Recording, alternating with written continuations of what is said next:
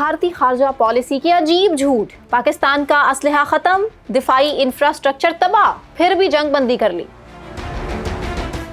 कभी साबिक भारतीय वजीर आजम अमरीका को भी चैलेंज कर लेते थे, लेकिन आज मोदी जी को अमरीकी वीजा लेने के लिए भी भगवान से प्रार्थना करनी पड़ती है। भारतीय वजीर दिफा ने अकल के राफेल में बैठकर जवाब दागा कि ये ना पूछो हमारे कितने तैयारे गिरे, बल्कि ये पूछो कि उनके कितने तैयारे गिरे। उन्होंने एक बार भी हमसे यह नहीं पूछा कि हमारी सेनाओं ने दुश्मन के कितने विमान मारे गिराए। मोदी सरकार की खारजा पॉलिसी, मामला अवामी हो तो गलतफहमी, मीडिया पूछे तो देशद्रोही, और अगर ऑपोजिशन बोले तो पाकिस्तानी एजेंट करार दे के बात खत्म। फिर आप कह रहे हो विक्ट्री हो गई या संदूर ऑनगोइंग है। ये सब कुछ देखिए इस वीडियो में।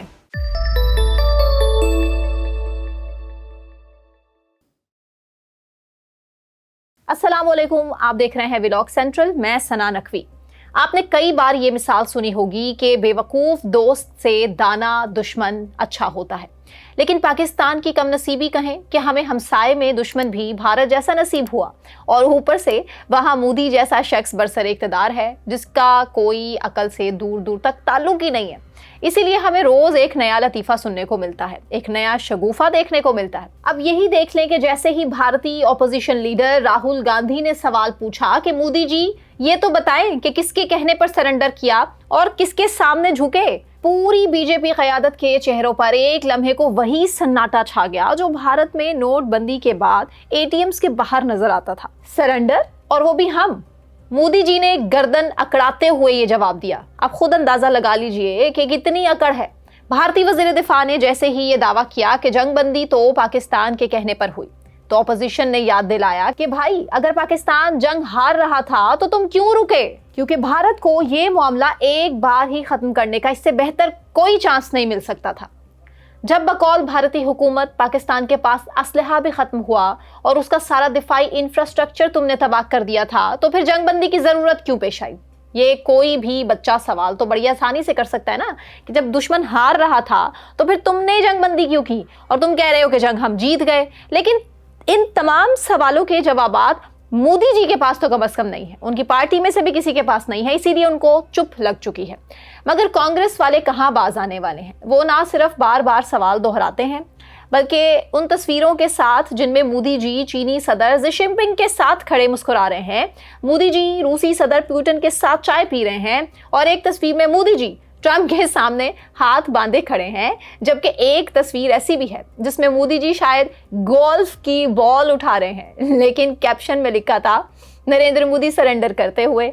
बीजेपी वालों ने फौरी रद्द अमल दिया, ये फोटोशॉप है, ये एआई जनरेटेड फोटोज हैं, प्लीज इन पर तवज्जो ना दी जाए। मगर लोगों ने याद दिलाया कि नहीं भाई, ये तो सरकारी वेबसाइट पर मौजूद है, इसीलिए तुम बहाना बना के राह फरार इख्तियार नहीं कर सकते। मोदी सरकार ने कौम को विश्व गुरु बनाने के इतने ख्वाब दिखाए कि अब भारत के साथ साथ ये जुमला दुनिया में भी मजाक बन चुका कि भारत विश्व गुरु है या विश्वदास, यानी आलमी नौकर। चीन के साथ मामला हो तो कहा जाता है कि डायलॉग होगा, क्योंकि हमने मजबूत कदम उठाए और भारतीय जवान सरहद पर मुस्तैद हैं। लेकिन हकीकत में जब लद्दाख के पहाड़ों पर चीनी फौजी अपनी नई चौकियां कायम कर रहे थे, तो मोदी जी ने दूरबीन भी उल्टी पकड़ रखी थी कि कहीं चाइनीज उन्हें गलती से भारतीय फौज ही ना समझ लें। रूस के साथ ताल्लुकात में मोदी जी ने भारतीय अवाम को बताया कि हम तो गैर जानिबदार हैं, मगर खामोशी से नरेंद्र जी पुतिन को शुक्रिया का पैगाम भेजना भी नहीं भूले कि शुक्रिया जनाब, आपने हमें दुनिया के सामने यूक्रेन पर मौकफ रखने की आज़ादी तो दी, चाहे दिखावा ही सही। अमेरिका के सामने तो मामला और भी निराला है। एक बार अक़लियतों बिलखुसूस मुसलमानों के साथ होने वाले मजालिम पर जब अमरीकी हुकूमत ने आंखें दिखाई, तो मोदी जी ने यकीन दिलाया कि हम तो इंसानी हुकूक के लंबरदार हैं, हम तो इंसानी हुकूक का एहतराम करते हैं, अक़लियतें हमारे मुल्क में महफूज हैं, और साथ में अपने ही मुल्क में रिपोर्टर्स पर इस्तदादे दहशतगर्दी कानून भी लगा दिया कि तुम होते कौन हो इस तरह की खबरें पूरी दुनिया को दिखाने वाले। कांग्रेस वाले गिला कर रहे हैं कि मोदी जी ने तो किसानों से लेकर पाकिस्तान तक के सामने सरेंडर किया, चीन से जूते खाकर भी उसके सामने खामोशी इख्तियार की। बीजेपी वालों ने इन इल्जामात को फौरी रद्द करते हुए उसे राहुल गांधी की साजिश करार दिया। लेकिन सच ये है कि मोदी सरकार की खारजा पॉलिसी कुछ इस तरह की है कि अगर मामला अवामी हो तो गलत फहमी, और अगर मीडिया पूछे तो देशद्रोही, और अगर ऑपोजिशन बोले ना तो उसे फौरी तौर पर पाकिस्तानी एजेंट कह के खामोश कराया जाता है। जबकि आलमी सरेंडर लीग में भारत की पोजीशन की बात करें तो अक़वाम मुत्तहिदा में चाइना चाहे कुछ कहे लेकिन भारत खामोश है। OIC में पाकिस्तान अगर सबूत के साथ कुछ कहे तो भी भारतीय वफ्द की आवाज नहीं निकलती, और अगर IMF कुछ फरमाइश करे तो भी भारतीय हुकूमत फौरन घुटने टेक देती है। कभी जमाना था कि जब चाहे दिखाने ही के लिए भारतीय वजीर आजम अमेरिका को भी चैलेंज कर लेते थे, बड़ी बड़ी भड़कें मारते थे। लेकिन आज मोदी जी को अमेरिकी वीज़ा लेने के लिए डोनाल्ड ट्रंप से नहीं, भगवान से प्रार्थना करनी पड़ती है। अब भारतीय वजीर दिफा ही की सुन लें कि जब उनसे राज्यसभा में पूछा गया कि मोदी जी ने किसके सामने सरेंडर किया तो उनका जवाब था कि दरअसल ये दिफाई राज है, कौम के मुफाद में हम जंगबंदी की तफसीलात नहीं बता सकते। मजीद बात से पहले वजीर दिफा राजनाथ सिंह की गुफ्तगू सुन लीजिए। हमारे DMO से बात की, महाराज अब रोक दीजिए, बहुत हो गया। यह पेशकश इस कैबिनेट के साथ स्वीकार की गई। उन्होंने एक बार भी हमसे यह नहीं पूछा कि हमारी सेनाओं ने दुश्मन के कितने विमान मारे गिराए। ऐसा लगा जैसे वो मोदी का नहीं, इंडिया के JDP का दिफा कर रहे हो।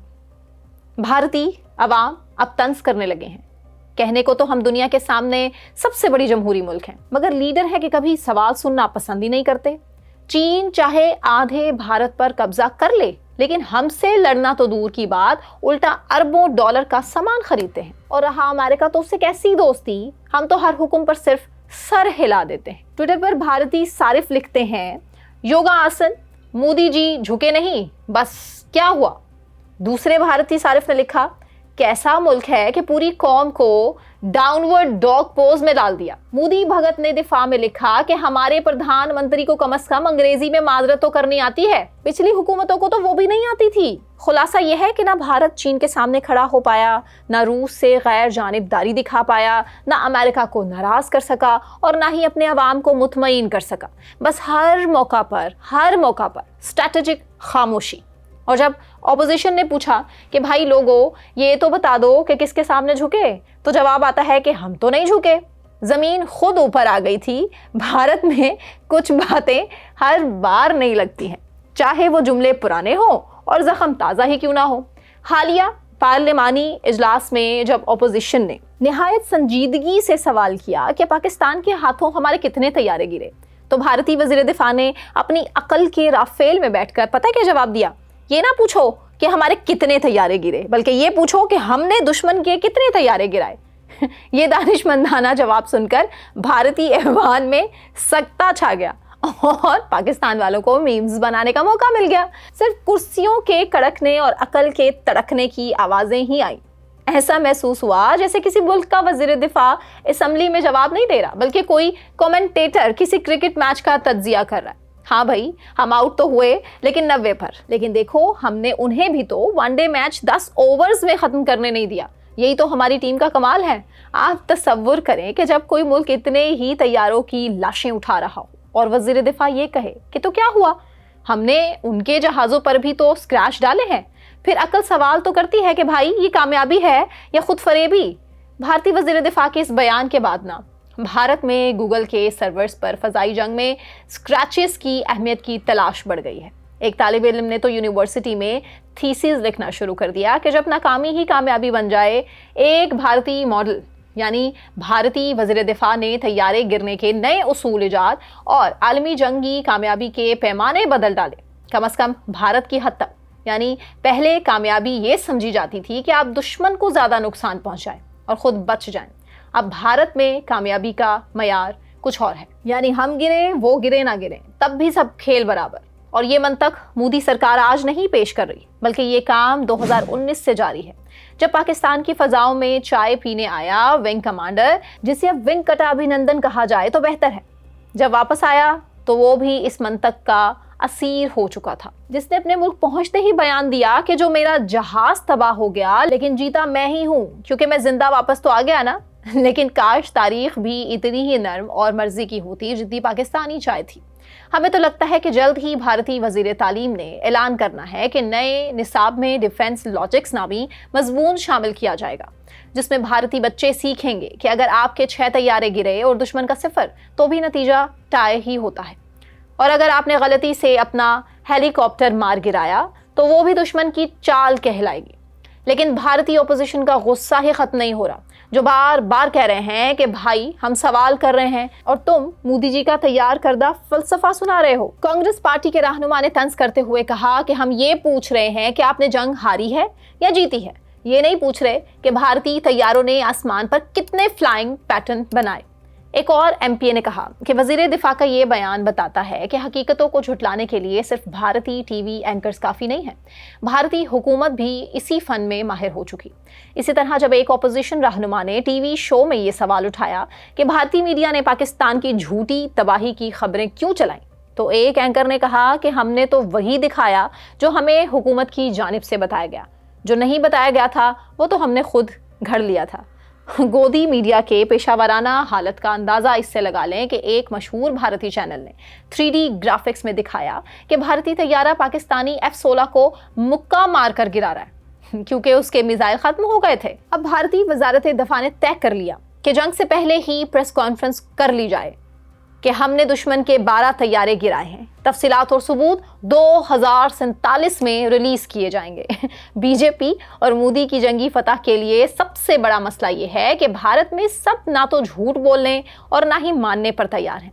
मोदी सरकार के आने के बाद जब भी भारत में कोई धमाका हो, सबसे पहले सवाल होता है क्या धमाका हुआ।